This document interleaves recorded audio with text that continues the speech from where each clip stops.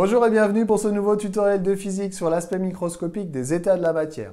Je vous rappelle que les états de la matière sont au nombre de 3, les états physiques, solides, liquides ou gazeux, et qu'on va donc s'intéresser dans ce tuto à l'aspect microscopique en regardant d'un peu plus près en quoi consistent ces 3 états physiques. J'ai décidé de représenter les espèces chimiques, atomes, ions, molécules, peu importe.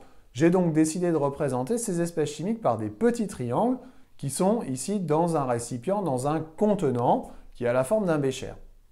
Quand on regarde ces espèces chimiques à l'état solide, on s'aperçoit que ces espèces chimiques sont compactes et ordonnées.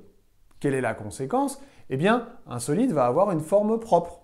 Je vais pouvoir l'attraper dans mes mains. Il a une forme propre.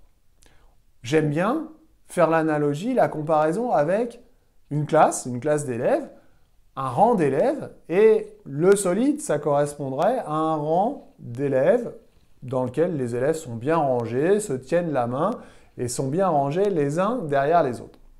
Quand on passe à l'état liquide, là, les élèves commencent un petit peu à s'agiter.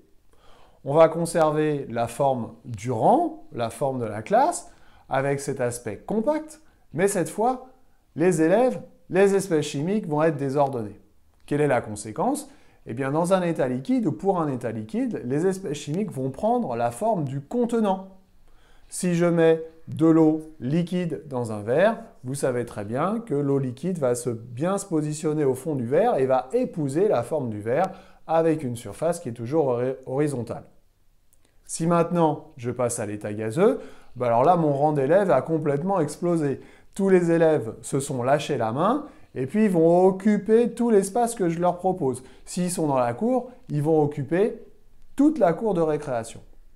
À l'état gazeux, les espèces chimiques vont donc être dispersées et désordonnées. Quelle est la conséquence? Je viens de le dire, c'est que ces espèces chimiques vont occuper tout le volume qu'on leur propose. Vous n'avez pas dans une pièce, dans votre chambre par exemple, il est impossible qu'il y ait un coin de la chambre dans lequel il n'y ait pas d'air par exemple. Voilà à l'état microscopique les différences entre l'état solide, l'état liquide et l'état gazeux. J'espère que j'ai été clair, je vous dis à bientôt pour d'autres tutos, bye bye.